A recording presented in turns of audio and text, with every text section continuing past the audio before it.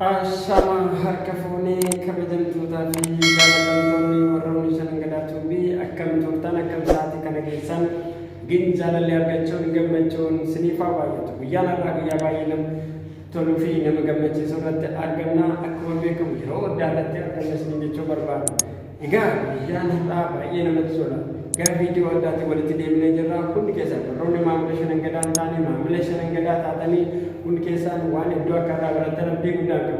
Warroonni hin taane immoo sabiskiraayib sheerii gootanii gara mallattoo bilbilaa ishee fakkaattu cuqaasuudhaan olii gochuun dagatinaa. Guyyaa guyyaan viidiyoon keenya akka isin bira ga'u yoo barbaaddan. Kanaaf egaa guyyaa har'aa immoo viidiyoo addaatti walitti deemnee jirra. Viidiyoon keenya guyyaa har'aa egaa akkuma beekamu sammuu kee ooyiruu keeti.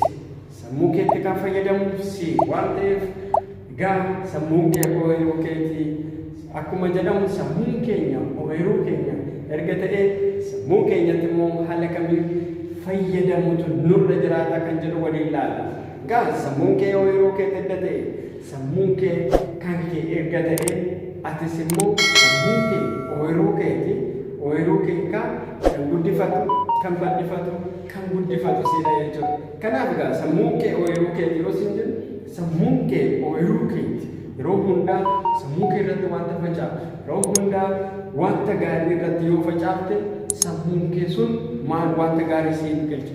Yeroo hundaa yoo sammuu kee ooyiruu kee erga ta'e maal irratti facaasuu qabdanii wanta gaarii akkuma qotee bulaan tokko ooyiruu isaa wanta gaarii argachuudhaaf yeroo hundaa wanta gaarii irra deddeebi'uudhaan maal godhu akka wanta hojjetu sana ooyiruu isaa sana bareechuudhaaf yeroo hundaa inni bareecha jechaadha. Maaliif callaa gaarii akka argatuudhaaf qotee bulaan sun wanta gaarii akka fiduudhaaf boroddoo guddaa akka ga'uudhaaf callaa gaarii argachuudhaaf. Kanaaf sammuun keessa immoo ooyiruu kee atis immoo sammuu keetti yeroo hundaa wanta sammuu keetti himtu maali? Sammuu kee guddisuudhaaf sammuu kee bal'isuudhaaf yeroo hundaa wanta gaarii immoo wanta badaa. Kanaaf atis immoo sammuu kee ooyiruu kee erga ta'e sammuu keetti yeroo hundaa wanta gaarii himtee sammuu kee bobba'istee sammuu kee ooyiruu kee itti fayyadamtee wanta gaarii kanarraa buqqisiisu sidha jechuudha. Kanaaf ooyiruun tokko kan wanta gaarii nu argamsiisu yoo maal ta'e yeroo hundaa waan gaarii nu hojjenne yoo bareechine waan sirraa barbaachisu gaafa ooyiruu sanarratti baaste innis immoo callaa gaarii si argamsiisa jechaadha. Kanaaf immoo sammuun keessa immoo ooyiruu kee edda ta'e sammuu kee keessatti yeroo hundaa wanta itti facaasuu qabdu. Dhalli namaa wanta facaafate haammata. Atis immoo wanta facaafte haammata. Yeroo hundaa sammuu kee irratti maal facaafta? Wanta gaarii facaafta moo wanta hin taane facaafta? Guyyaa guyyaadhaan sammuu kee irratti maal facaasutu sirra jiraata? Wanti barbaade haa ta'u, wanti barbaade haa ta'u sammuu kee irratti maal facaasuudhaan beekama? Maal facaafta? Wanta gaarii yeroo hundaa waan negatiifa qabu moo wanta poozitiifa qabu sammuu kee irratti facaafta. Kanaaf egaa ati yeroo guyyaa guyyaadhaan sammuu kee yeroo itti fayyadamu sammuu kee edda ooyiruu kee ta'e wanta ati irratti facaaftu sun wanta gaarii ta'u wanta gaarii hammachuudhaaf boroddoo guddaa ga'uudhaaf jigama garuudhaaf nama si bukkeedhaaf yeroo hundaa wanta gaarii yaaduutu sirra jira. Sammuu kee wanta si fayyaduuf namni tokko fakkeenyaaf wanta argatu sana qotee bulaan tokko atumti ilaaluutu sirra jiraata jechaadha. Maaliif wal bukkimtuu qotanii inni tokko callaa gaarii inni tokko immoo callaa xiqqaa inni galfatu. Maaliif inni sun aarsaa guddaa irratti kaffale waan isa barbaachisa jabaaseef innis immoo akkasumatti kenneef. Atis immoo namoonni baay'een yeroo hundaa waan hin dandeenye yaadu yeroo hundaa an hin danda'u yeroo hundaa kana hojjedhu jette an danda'een hojjedhu. Maaliif sammuu isaanii irratti maal fe'aa jiru? Wanta hin taane fe'aa jiru. Atoo maal gochuutu sirra jira? Yeroo hundaa dhala namaa ta'e namni akka keetii waa tokko gaafa hojjechuu eegalu gaafa eegalu akkamitti eegalee namoota sanaa walitti dhuftee maal gochuutu sirra jira? Itti dhufeenya sana argachuutu sirra jira. Maaliif sammuu kee keessatti yeroo hundaa wanta gaariitti yaaduu sirra jira. Yeroo hundaa wanta ati hojjettee gara fuulduraatti jirama gaarii siif fidu sammuu kee keessatti yaaduu malee yeroo hundaa negatiiva sammuu kee irratti feetee ati bor har'a isa hojjettu kan jireenya ta'e har'a jiraatu kun kan kaleessa hojjechaa turte. Jireenya ta'e har'a jiraatu kun kan kaleessa sammuu kee waliin deemsisaa turte.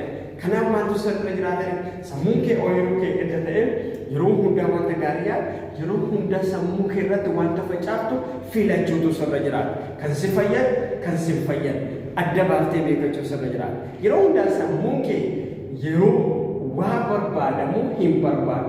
Beekumsa barbaadamu wanta gaarii wanta yaraa jettee filachuutu sirra jiraata jecha. Sababiin isaa maaliif wanta hin taane sammuu kee keessatti seebii goote yeroo hundaa irra jajjabeessee hojii keetiif guddina keetiif kan sin barbaachifne yoo ta'e dursitee sammuu kee irratti fedhuutu sirra jiraatu jecha. Dursitee sammuu kee keessaa baasuutu sirra jiraata jecha. Yeroo hundaa kan facaasuu qabu kan si fayyadu kan irraa argatu gara fuulduraatti na fayyada jettee kan beektu qofa sammuu kee irratti facaasuutu sirra jiraata jecha.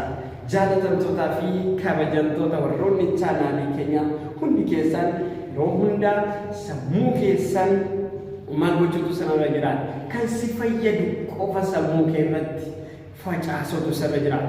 Namni wanta facaafate hammata waan ta'eef namni tokko xaafii facaasee garbuun hammadhatoo jedhee hin danda'u hin danda'u. Kanaaf immoo atis immoo wanta har'a sammuu kee keessatti yaaddu wanta har'a sammuu kee irratti facaaftu boru hammattu. Wanta yaraa yoo facaafte wanta yaraa hammattu. Wanta gaarii yeroo hundaa yoo facaafte ta'e boru wanta gaarii hammatta jechaadha. Kanaaf guyyaa guyyaadhaan sammuu keenya ooyiruu keenya waan ta'eef yeroo hundaa wanta beekumsaaf nu gargaara.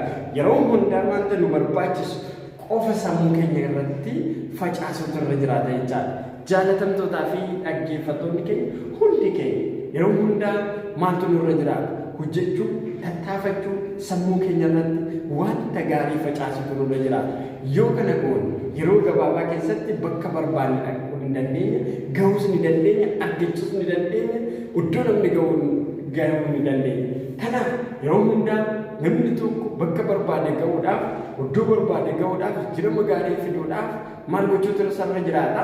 Guyyaa guyyaadhaan sammuu isaa irratti wanta isa fayyadu qofa facaasuutu irra jiraata. Sammuun keenya ooyiruu keenya. Kanaaf guyyaadhaan kan si fayyadu qofa fayyadamu. Maaliif warroonni kan si fayyadu erga ta'e immoo ittiin fayyadamee maaliif si fayyadu wanta sun boru si gargaaru wanta si gargaaru tokko sammuu kee irratti feetee wajjin rakkachuudha wanta sana sammuu kee irratti deebisuutu sirra jiraatu jechaadha. Kabajamtootaa fi jaalatamtoota keenya hundi keenya egaa sammuu keenya ooyiruu keenya erga ta'e yeroo hundaa wanta gaarii yaadu yeroo hundaa of jijjiiruudhaaf tattaafachuu sammuu kee irratti wanta gaarii facaasa. Namni wanta facaase hammata. Wanta gaarii yoo facaafte wanta gaarii seenu. Wanta gaarii yoo hojjette wanta gaarii seenu. Har'a si qaqqabuu dhiisuu danda'a. Garuu wanta badaa hojjette guyyaa tokko si qaqqabuu danda'a.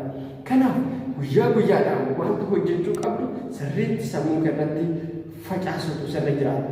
Boru wanta facaafatte argamu. Kanaaf jaalatamtootaa fi dhaggeeffattoonni Shanan Gadaa Tuubii hundi keessan sabskiraayib sheerii gochuun dagatinaa galatoomaa bakka jirtanitti nageenya jaalalli kabajni isiniif haa baay'atu turtii gaarii galatoomaa horaa bulaa deebanaa turtii gaarii isiniif haa ta'u.